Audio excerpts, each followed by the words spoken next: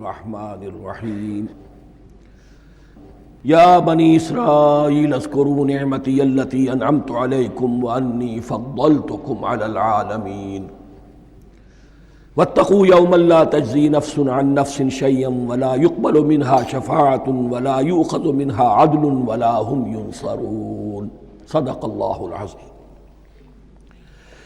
رب اشرح لی صدری ویسر لی امری واحلل عقدۃ من لسانی یفقہوا قولی۔ جیسا کہ میں نے عرض کیا تھا، سورہ بقرہ کے 5ویں رکوع سے اور 14ویں رکوع تک تو مسلسل، بلکہ 15ویں رکوع کی بھی پہلی 2 آیات شامل کرنی ہوں گی۔ یہ 10 رکوعوں سے 2 آیات زائد ہیں کہ جن میں خطاب کل کا کل بنی اسرائیل سے ہے۔ البتہ اس میں یہ فرق ہے کہ پہلا رکوع جو ہے وہ ان کو دعوت پر مشتمل ہے، نبی اکرم صلی اللہ علیہ وسلم پر ایمان لانے کی پرزور دعوت۔ بقیہ یہ 9 رکوع جو ہیں یہ ان پر فرد قرارداد جرم ہے جو عائد کی جا رہی ہے۔ ہم نے تمہارے ساتھ یہ احسان و اکرام کیا، تم پر یہ فضل کیا، یہ کرم کیا، تمہیں یہ حیثیت دی، تمہیں یہ مقام دیا، تم نے اس طور سے اپنے اس مشن کی خلاف ورزی کی، اپنے مقام اور مرتبے کو چھوڑ کر اور دنیا پرستی اختیار کی۔ یہ جو 9 رکوع ہیں ان میں بنی اسرائیل کی تاریخ کا تو یوں سمجھیے کہ ایک بہت بڑا حصہ اور نمایاں اس کے فیچرز آئیں گے، لیکن یہ سمجھ لیجئے کہ اصل میں یہ امت مسلمہ کو بھی ایک پیشگی تنبیہ ہے کہ کوئی مسلمان امت جب بگڑتی ہے تو یہ چیزیں اس میں آ جاتی ہیں۔ چنانچہ احادیث موجود ہیں حضور کی، لَيَأْتِيَنَّ عَلَىٰ أُمَّتِي مَا أَتَىٰ عَلَىٰ بَنِي إِسْرَائِيلَ حَزْوَ النَّعْلِ بِالنَّعْلِ۔ میری امت پر بھی وہ سب حالات وارد ہوں گے جو بنی اسرائیل پر آئے، بالکل ایسے جیسے ایک جوتی دوسری جوتی سے مشابہ ہوتی ہے۔ ایک اور حدیث میں فرمایا لَتَتَّبِعُنَّ سُنَنَ مَن قَبْلِكُمْ، تم لازماً اپنے سے پہلوں کی پیروی کرو گے۔ اور اس میں اس حد تک بھی آپ نے وضاحت کر دی کہ اگر وہ سابق امت مسلمہ، سابق امت، اگر وہ گوہ کے بل میں گھسی تھی تم بھی گھسو گے، اور اگر ان میں کوئی بدبخت ایسا اٹھا جس نے اپنی ماں سے زنا کیا تو تم میں سے بھی کوئی شقی ایسا ضرور اٹھے گا جو یہ حرکت کرے گا۔ اس اعتبار سے ان رکوعوں کو پڑھتے ہوئے یہ نہ سمجھیے یہ اگلوں کی داستان ہے، پچھلوں کی کہانیاں ہیں، نہیں۔ خوش طرح باشد کے سر دل براں، گفت آیت در حدیث دیگراں، یہ ہمارے لیے ایک آئینہ ہے اور ہمیں ہر مرحلے پر سوچنا ہوگا، دروں بینی کرنی ہوگی، انٹروسپیکشن، کہ کہیں اسی گمراہی میں ہم مبتلا تو نہیں۔ دیکھتے جائیے گا۔ دوسرا نقطہ پہلے سے یہ سمجھ لیجئے، یہ جو 2 آیتیں میں نے 6 رکوع کی تلاوت کی ہیں، بعین ہی یہی 2 آیتیں 15ویں رکوع میں آئیں گی، اور اس کو یوں سمجھیے کہ یہ 2 بریکٹس ہیں۔ 9 رکوعوں کا مضمون ان 2 بریکٹس کے درمیان ہے۔ یہ 2 آیتیں یہاں سے بریکٹ شروع ہو رہی ہیں، وہ 2 آیتیں ان پر بریکٹ ختم ہو رہی ہیں، بعین ہی وہی آیات۔ ایک آیت میں تو شوشے کا بھی فرق نہیں، دوسری آیت میں صرف ترتیب بدلی ہے، مضمون وہی ہے۔ اس کے مابین جو کچھ ہے، اس سے باہر یہ جو 5واں رکوع تھا، اس کے مضامین گویا کہ ضرب کھا رہے ہیں بریکٹ کے اندر کے سارے مضامین سے۔ یہ حساب کا بہت ہی عام فہم سا قاعدہ ہے، بریکٹ کے باہر کوئی رقم لکھی ہوئی ہے جس کے بعد کوئی زبر، کوئی جمع یا تفریق اگر نہیں ہے تو وہ ضرب کھائے گی، بریکٹ کے اندر جتنی بھی ویلیوز ہیں ان کے ساتھ ضرب کھائے گی۔ تو گویا کہ ہر قدم پر حضور پر دعوت، ایمان لانے کی دعوت اس پورے معاملے میں موجود ہے، اس لیے کہ اس میں بعض آیتیں ایسی آ گئی ہیں، ایک زیادہ نمایاں ایک کم نمایاں، جن سے کچھ لوگوں کو بھگالتا ہوا یا کچھ لوگوں نے فتنہ پیدا کیا جان بوجھ کر۔ یہ فتنہ ایک بار پیدا ہوا تھا اکبر کے زمانے میں، دین الہی کی شکل میں، کہ صرف خدا کو مان لینا، آخرت کو مان لینا اور نیک اعمال کرنا نجات کے لیے کافی ہے، کسی رسول پر ایمان لانا ضروری نہیں ہے۔ یہ صوفیاء میں بھی یہ فتنہ بہت بڑے پیمانے پر آیا، مسجد مندر ہکڑو نور، مسجد میں اور مندر میں ایک ہی نور ہے، سب مذاہب ایک ہی ہے، سارا فرق جو ہے شریعتوں کا ہے، عبادت کے ظاہری شکل کا ہے، وہ ہے رسولوں سے متعلق۔ رسولوں کو بیچ میں سے نکال دیجئے تو یہ دین الہی رہ جائے گا، اللہ کا دین۔ اتنا بڑا فتنہ تھا کہ جب ہندوستان میں سیاسی اعتبار سے، حکومت کے اعتبار سے مسلمانوں کا اقتدار چوٹی پر تھا، کلائمیکس پر، اکبر اعظم، اس وقت یہ دین الہی کا فتنہ اٹھا کہ دین محمدی کا اب دور ختم ہو گیا، وہ 1000 سال کے لیے تھا، 1000 سال پورے ہو گئے، اب الف ثانی ہے، دوسرا 1000 سال ہے، اس کے لیے نیا دین ہے، اسے دین اکبری بھی کہا گیا اور دین الہی بھی کہا گیا۔ اور اس میں ایک آیت آئے گی جس سے استدلال کیا ہے کچھ لوگوں نے۔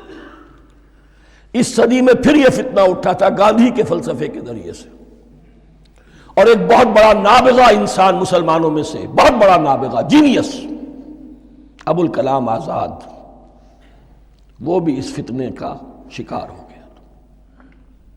متحدہ قومیت، چنانچہ گاندھی اپنی پرارتھنا میں کچھ قرآن کی تلاوت بھی کراتا تھا، کچھ گیتا بھی پڑھواتا تھا، کچھ اپنشدوں سے، کچھ بائبل سے، کچھ گرو گرنتھ سے، معلوم ہو یہ سب ٹھیک ہے، سب ایک ہے، سب لوگوں کو ایک ہونا چاہیے، ایک قوم ہونا چاہیے، مذہب تو انفرادی معاملہ ہے، کوئی مسجد میں چلا جائے، کوئی مندر میں چلا جائے، گردوارے میں چلا جائے، کوئی چرچ میں چلا جائے، کوئی سینیگاگ میں چلا جائے، کیا فرق واقع ہوتا ہے؟ اس کا توڑ یہی ہے کہ سمجھ لیجئے یہ جو 7 آیتیں ہیں 5ویں رکوع کی، یہ ہے بریکٹ کے باہر، اور یہ ضرب کھا رہی ہے مسلسل، اس بریکٹوں کے درمیان جتنی بھی مضمون آ رہا ہے وہ سب ان کے تابع ہوگا۔ گویا کہ جہاں تک حضور پر ایمان لانے کا معاملہ ہے وہ انڈرسٹوڈ سمجھا جائے گا، مقدر سمجھا جائے گا ہر مرحلے پر ان 2 بریکٹوں کے مابین۔ اب چلیے بسم اللہ۔ یا بنی اسرائیل اذکروا نعمتی التی انعمت علیکم وانی فضلتکم علی العالمین، اے اسرائیل کی اولاد، یاد کرو میرے اس انعام کو جو تم پر ہوا، اس کی وضاحت میں کر چکا ہوں، لیکن یہاں جو الفاظ آ رہے ہیں بہت زوردار، وانی فضلتکم علی العالمین، میں نے تمہیں فضیلت عطا کی تمام جہانوں پر۔ یہاں ایک قاعدہ نوٹ کر لیجئے، عربی نحو کا قاعدہ یہ ہے کہ کہیں ظرف جس میں کوئی شے ہے، ظرف کی جمع لے لیتے ہیں، مراد ہوتا ہے مظروف، ظرف کے اندر جو شے ہے اس کی جمع۔ تمام جہانوں پر فضیلت، کیا فرشتوں پر بھی فضیلت؟ نہیں، جہان والوں پر، تمام اقوام عالم پر تمہیں فضیلت عطا کی، یہ مطلب ہے اس کا۔ تمام عالموں پر، تمام جہانوں پر، یعنی تمام جہان والوں پر، اس انسان عالم انسانیت کے اندر جتنے بھی مختلف گروہ ہیں، نسلیں ہیں، طبقات ہیں، ان میں فضیلت۔ وَاتَّقُوا يَوْمًا لَا تَجْزِي نَفْسٌ عَن نَفْسٍ شَيْئًا، میں عرض کر چکا ہوں، اب تیسری مرتبہ پھر عرض کر رہا ہوں، اصل شیخ آخرت، محاسبہ آخرت، یہ مستحضر ہوگا تو انسان سیدھا رہے گا۔ کس میں کمزوری آ جائے، ضعف آ جائے تو باقی ایمان باللہ، ایمان بالرسالت، یہ نہ معلوم کیا کیا شکلیں اختیار کر لیں۔ دیکھیے اس آیت کے اندر 4 اعتبارات سے محاسبہ آخرت کا زور ہے۔ وَاتَّقُوا يَوْمًا، ڈرو اس دن سے، لا تجزی نفس عن نفس شیئا، جس دن کوئی جان کسی دوسرے کے کام نہ آ سکے گی، ولا يقبل منها شفاعہ، اور نہ کسی سے کوئی سفارش یا شفاعت قبول کی جائے گی، کیٹیگوریکل ڈینائل، ولا يؤخذ منها عدل، نہ کسی سے فدیہ قبول کیا جائے گا، ولا هم ينصرون، اور نہ انہیں کوئی مدد مل سکے گی۔ ہم نے طرح طرح کے عقیدے، شفاعت باطلہ کا تصور، اہل عرب سمجھتے تھے ہمیں یہ فرشتے جو ہے خدا کی بیٹیاں ہیں، یہ لات اور منات اور عزا، ہم نے ان کے بت بنا رکھے ہیں، پوچھتے ہیں یہ اپنے ابا جان سے اللہ کی بیٹیاں ہیں نا، لاڈلی بیٹیاں، چھڑا لیں گے ہمارے ہاں بھی تصور ہے اولیاء اللہ چھڑا لیں گے۔ یا شفاعت باطلہ، خود حضور کی شفاعت کے بارے میں جو غلط تصورات ہیں، ایک شفاعت حقہ ہے، اس کی وضاحت کا یہ موقع نہیں ہے. وہ آیت الکرسی پہ جب ہم پہنچیں گے انشاءاللہ تعالیٰ اسی سورہ مبارکہ میں تو اس کی وضاحت بھی ہوگی. یہ سارے جو ہم نے جو گھڑ رکھے ہیں خیالات ان کی نفی اس آیت کے حوالے سے کی. وَاتَّقُوا يَوْمًا لَا تَجْزِي نَفْسٌ عَن نَفْسٍ شَيْئًا, کوئی انسان دوسرے انسان کے کام نہیں آ سکتا. وَلَا يُقْبَلُ مِنْهَا شَفَاعَةٌ, کسی جان کی طرف سے کوئی سفارش قبول نہیں ہوگی. وَلَا يُؤْخَذُ مِنْهَا عَدْلٌ, نہ کوئی فدیہ قبول کیا جائے گا. وَلَا هُمْ يُنصَرُونَ, نہ انہیں کوئی مدد مل سکے گی.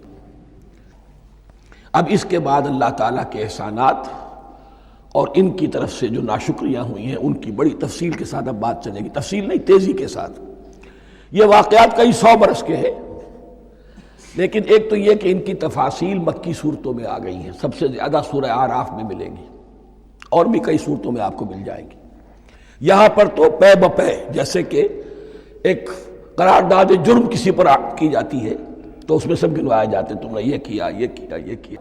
بارک اللہ لی ولکم فی القرآن العظیم ونفعنی وإیاکم بالآیات والذکر.